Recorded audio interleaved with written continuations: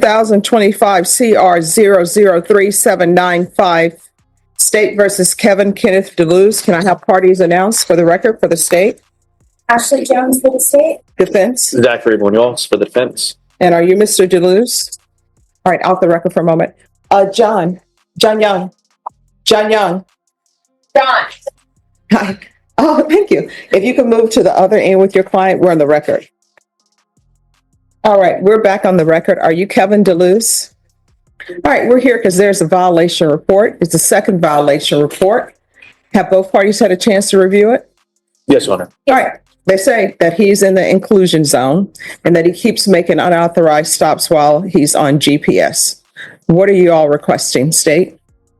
Your Honor, I mean, at this time, the state would be asking for a bond to increase based on the violations. All right, so why is your client violating his GPS?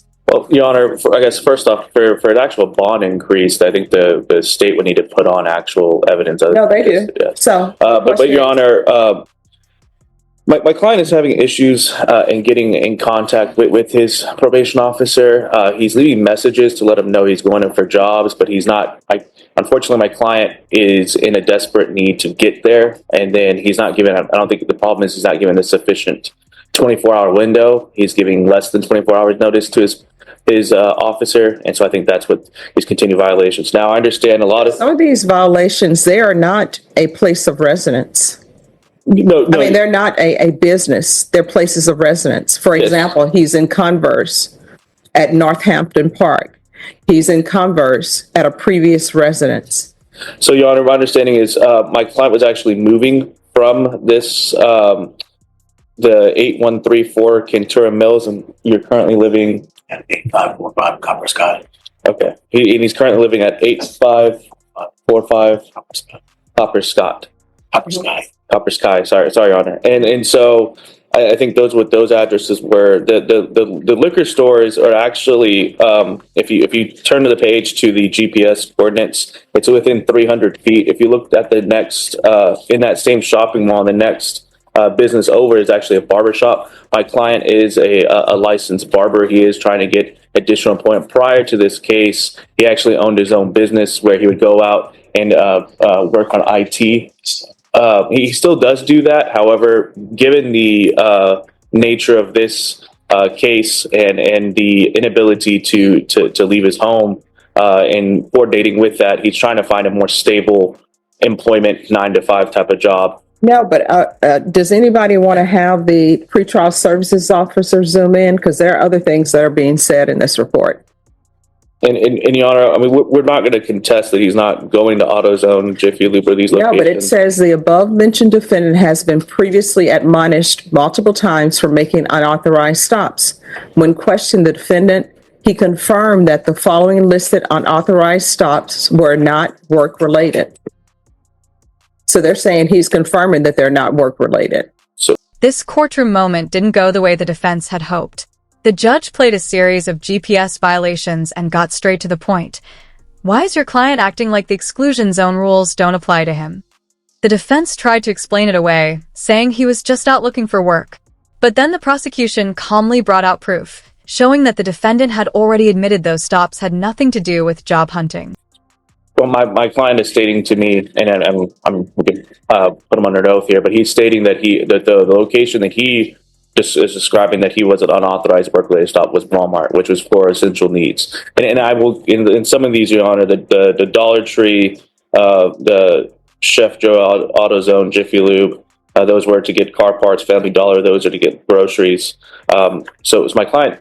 I understand he's not necessarily following the 24-hour window that his officer wants. Unfortunately, some of these needs are he doesn't realize he needs them. I've explained to him that he needs to let him know, far in advance and keep written documentation of such. I will tell you, somebody changed his conditions. It was not the court, because I see here his previous condition was no contact with the complainant and full house arrest.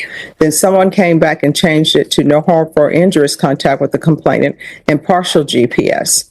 Here's the court's problem. He's not following GPS rules.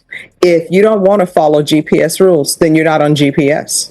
And I tell people all of the time, if there's an issue, you can come to the court. If you had an issue with your pretrial services officer being unable to accept your call or you being unable to contact your pretrial services, all you had to do was make an unauthorized stop to the courthouse, the 187 District Court, which is located on the 4th floor. That's all you had to do.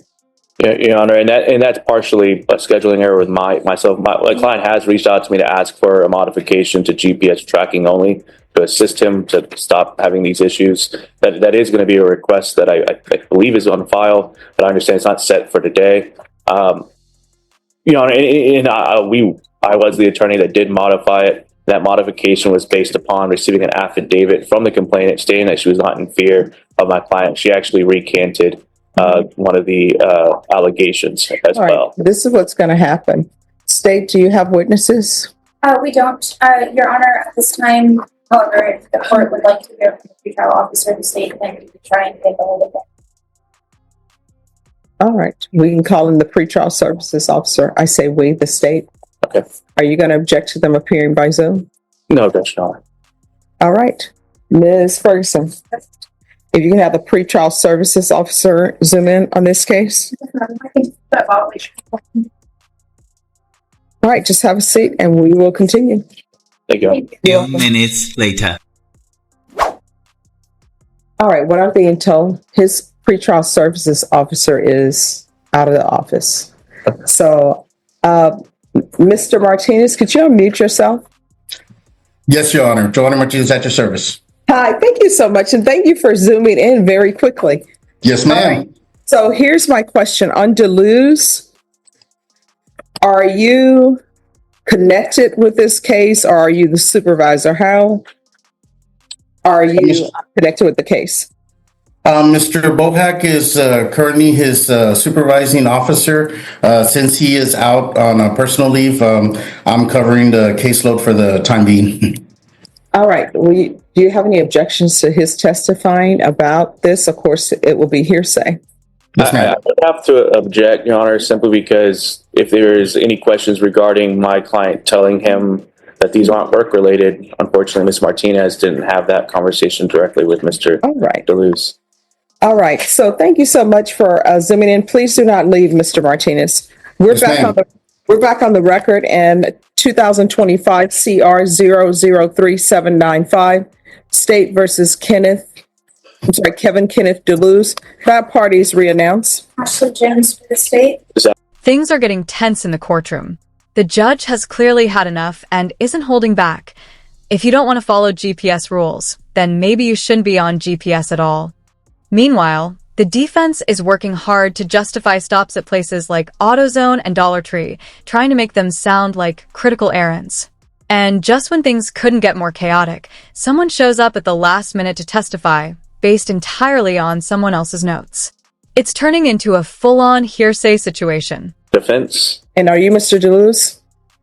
All right. So his pretrial services officer is not available. The person who's come to testify will be Giovanni Martinez.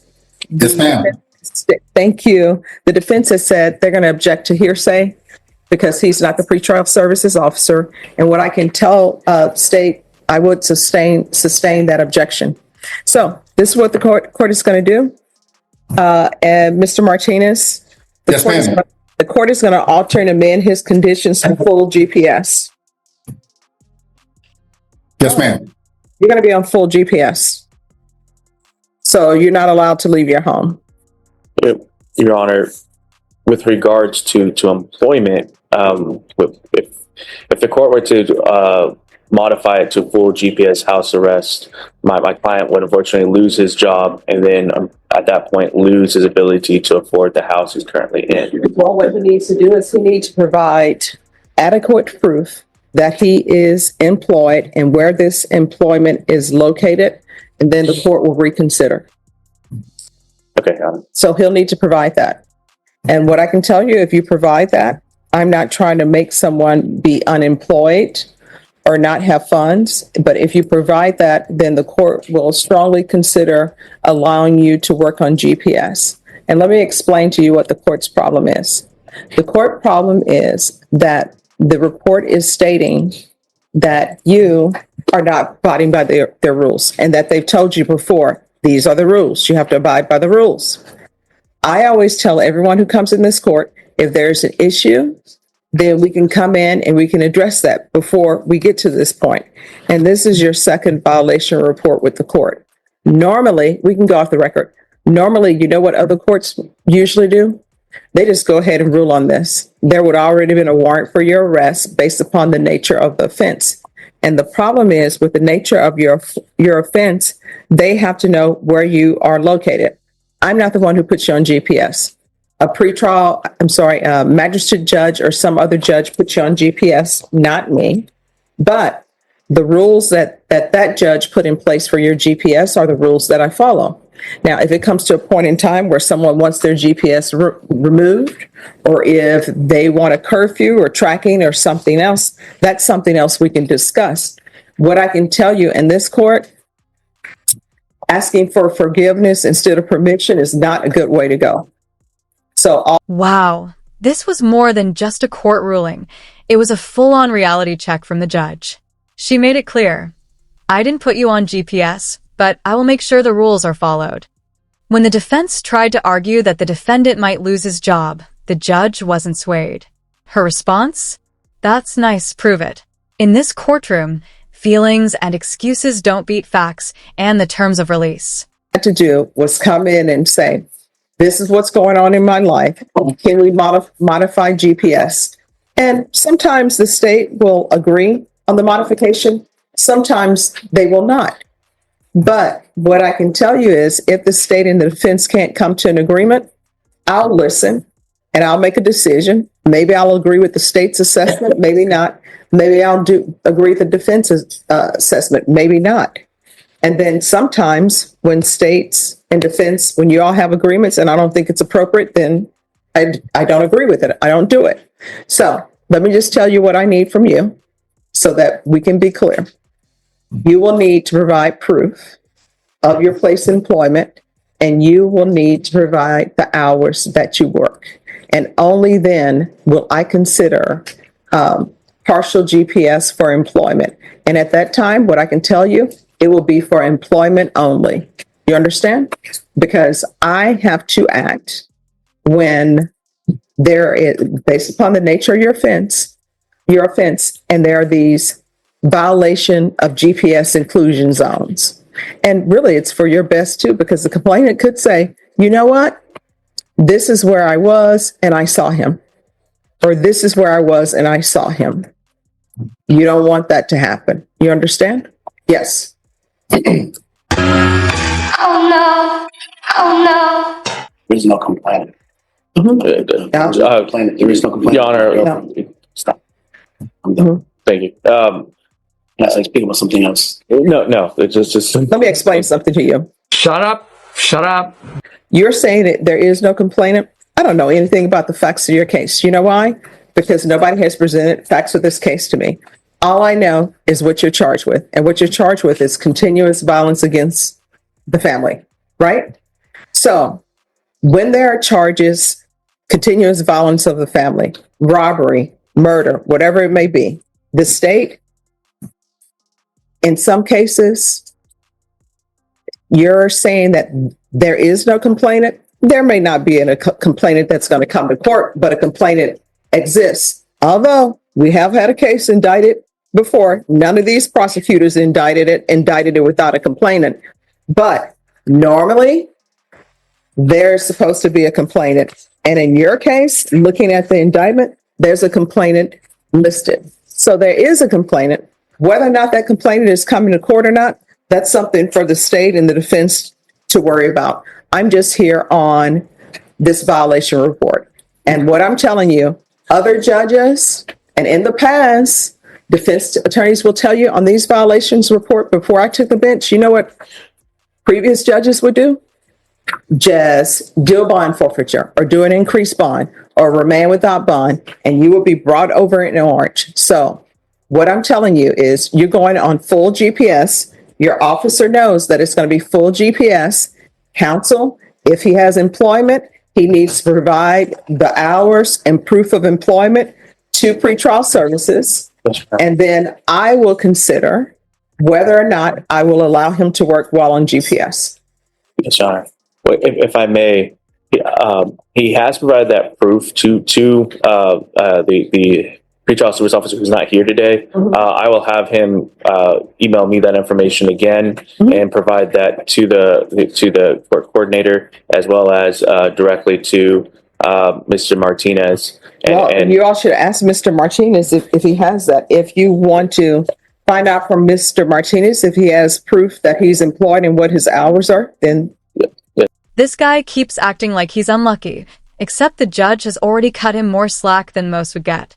She didn't lock him up right away, even though he's been treating GPS rules like optional guidelines. And let's not forget, he's facing serious charges for repeated violence against a family member. Yet here he is, ignoring court orders, avoiding his probation officer, and making regular trips to AutoZone like it's his personal right. But somehow, we're supposed to see him as the victim?